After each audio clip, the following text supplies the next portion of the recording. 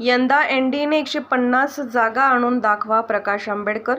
एनडीएला 400पेक्षा अधिक जागा मिळणार असल्याचा दावा केला जात आहे. मात्र यंदा एनडीएला 150 जागासुद्धा मिळवता येणार नसल्याचं वक्तव्य वंचित बहुजन आघाडीचे नेते प्रकाश आंबेडकर यांनी केलं आहे. तर अकोला जिल्ह्यातल्या बाळापूर तालुक्यातील पारस येथे कुणबी संवाद मेळाव्याच्या आयोजनानंतर ते माध्यमांशी बोलत होते. या मेळाव्यात प्रकाश आंबेडकर यांनी कुणबी समाजाला मार्गदर्शन केलं आहे. तर महाविकास आघाडीसोबत सुरू असलेल्या चर्चेसंबंधात बोलताना त्यांनी आपला प्रस्ताव दिला असल्याचे म्हणत निर्णय महाविकास आघाडीने घ्या असंही ते म्हणाले आहेत.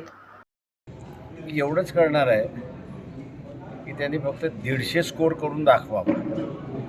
त्या पिचवरती थांबता थांबता 150चा स्कोर त्यांनी करून दाखवला तर फार मोठी उपलब्धी असं मी त्या ठिकाणीच मानणार आहे. 2004 मध्ये शायनिंगचा नारा दिला होता अटल बिहारींच्या सरकारनं.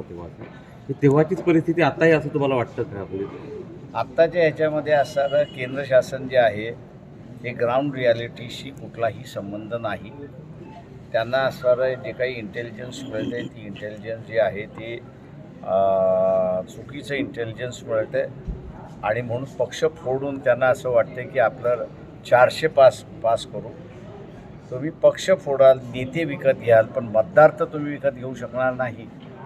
मतदार यांना धडा शिकवल्याशिवाय राहणार नाही अशी परिस्थिती आहे.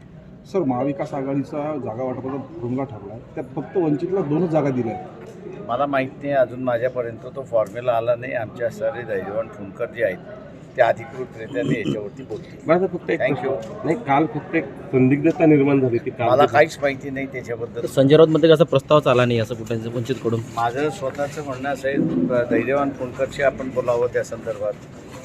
थँक्यू. सर, निवडणूक जरांगेंना उमेदवारी द्यायच्या मागे काय प्रश्न असं आहे की आम्ही मागेही म्हणालो होतो की जरांगे पाटलांची उमेदवारी दिली पाहिजे, कारण ती एक आंदोलन लढतात आहे, गरीब मराठ्यांचं आंदोलन लढतात आहे. त्या गरीब मराठ्यांचा प्रश्न हा पार्लमेंटचा प्रश्न आहे आणि त्यांनी पार्लमेंटमध्ये आलं पाहिजे. ह्या हेतून पक्षामध्ये चर्चा होऊन ती मागण्यात आलेली आहे.